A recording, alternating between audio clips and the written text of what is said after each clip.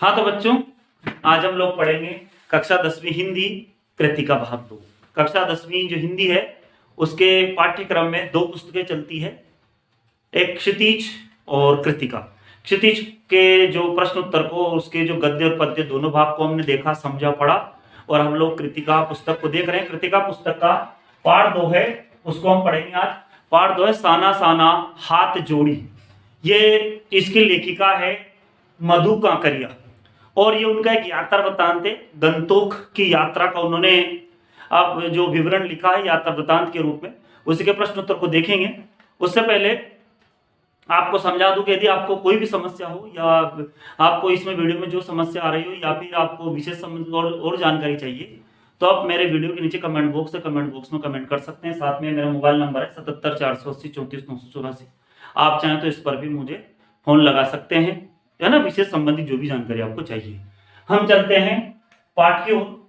पाठ 2 साना साना हाथ जोड़ी, मधु कांकरिया इसकी लेखिका है। अब देखेंगे पहला प्रश्न है, प्रश्न नंबर 1 है, झिलमिलाते सितारों की रोशनी में नहाया गंतोक लेखिका को किस तरह सम्मोहित कर रहा है। जब से लेखिका वहां गई तो सितारों की रोशनी में नहाया गंतोक लेखिका को कैसे सम्मोहित कर रहा था, देखते हैं।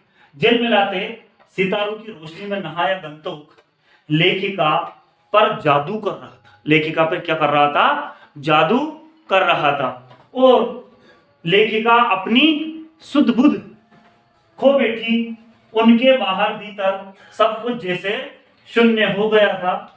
उस खूबसूरती का एहसास उनकी इंद्रियों से परे था। मतलब इतना खूबसूरत शहर था कि वहां की खूबसूरती का जो एहसास है वो लेखिका की इंद्रियों से भी परे जा चुका था। अब हम देखते हैं प्रश्न नंबर 2, गंतोक को मेहनत कश बादशाहों का शहर क्यों कहा गया है। ये बहुत महत्वपूर्ण प्रश्न है और अभी बोर्ड परीक्षा 10वीं की जो 2024 का जो पेपर हुआ था 2024 का, उसमें प्रश्न पूछा गया था, है ना। हम देखते हैं इसका उत्तर कि गंतोक को मेहनतकश बादशाहों का शहर क्यों कहा गया है। देखते हैं।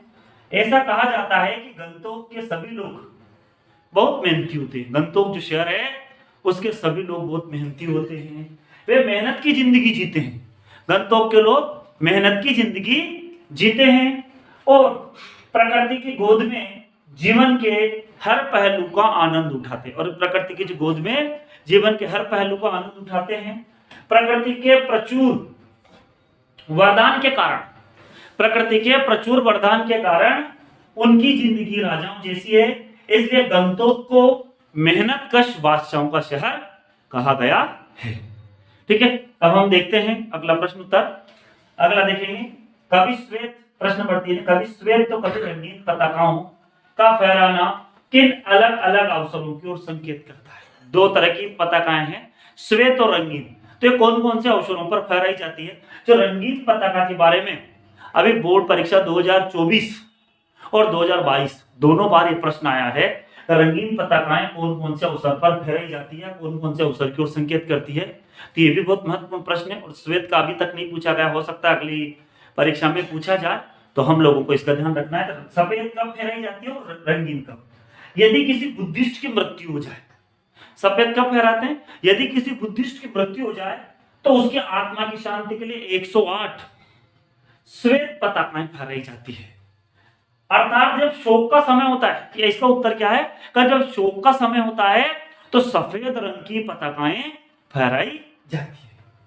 तथा जब किसी शुभ कार्य की शुभारंभ करनी होती है, शुरुआत करनी होती है ना, तो इस अवसर पर रंगीन पताकाएं फहराई जाती है। अर्थात जब अच्छा कार्य हो तो रंगीन, और जब शोक से संबंधित कार्य हो, दुख से संबंधित कार्य हो तो श्वेत।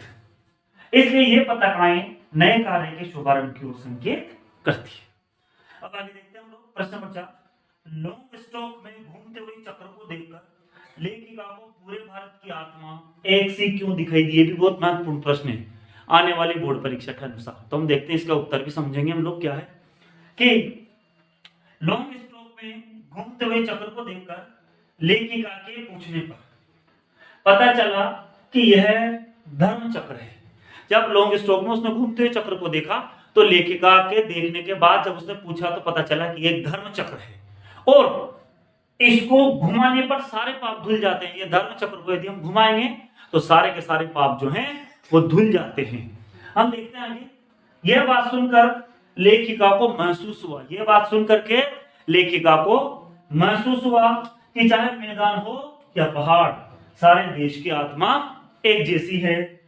लोगों का विश्वास, अंधविश्वास और कल्पनाएं सारी की सारी एक जैसी होती है। अब हम चलेंगे प्रश्न नंबर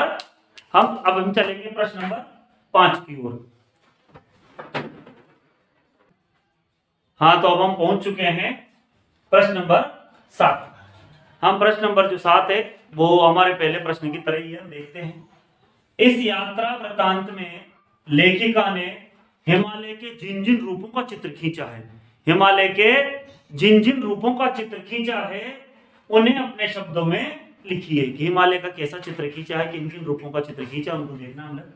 हिमालय अपने विशाल और विराट रूप में नजर आ रहा था, है ना। जब वो हिमालय पर्वत पर गई है तो वहां क्या कैसा लगा उसको कि हिमालय अपने विशाल और विराट रूप में नजर आ रहा था। रास्ते संकरे और जलेबी की तरह टेढ़े मेढ़े थे। नीचे घाटियों में मकान इस तरह लग रहे थे जैसे छोटे छोटे घरोंदे हों, छोटे छोटे घरोंदे जो होते हैं ना, मिट्टी के झोंपड़े जैसे छोटे छोटे घरोंदे हो। बादल भी अब नीचे नजर आ रहे थे जैसे पाताल की ओर जा रहे हैं, मतलब वो पहाड़ के ऊपर इतने ऊपर चले गए थे, बादल भी वहां पर उन्हें नीचे नजर आ रहे थे और ऐसा लग रहा जैसे वो बादल जो है पाताल की ओर जा रहे हो। ये हिमालय पर्वत का गंतव्य का दृश्य है। ये हमने देखा कि लेखिका को हिमालय पर्वत पर इस तरह से लग रहा था।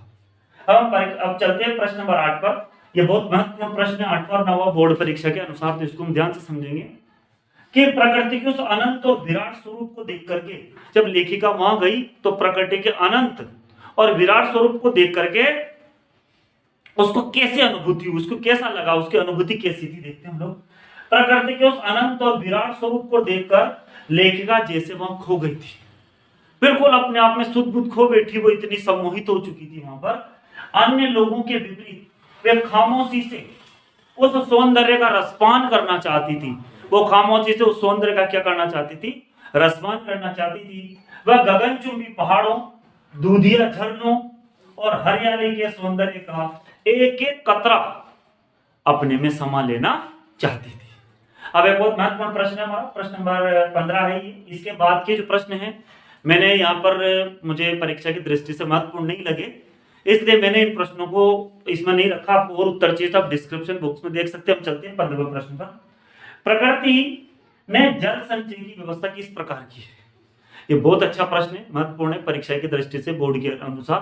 तो इसको ध्यान से देखेंगे कि प्रकृति ने जो जल संचय, प्रकृति को हमारी कितनी चिंता है। उसे पता है कि गर्मी के मौसम में पानी की बहुत बड़ी समस्या खड़ी होती है, तो प्रकृति ने जल संचय की व्यवस्था कैसे की हम देखते हैं। प्रकृति ने हिम शिखर जल स्तंभ की तरह है। प्रकृति के जो भी हिम शिखर हिमालय है वो क्या है, एक जल स्तंभ की तरह है। प्रकृति सर्दियों में यहाँ बर्फ के रूप में जल का संग्रह कर लेती है। जैसे सर्दी पड़ती है हिमालय पर्वत पर क्या करती है प्रकृति, बर्फ के रूप में उस पानी का जल का संचय कर लेती है।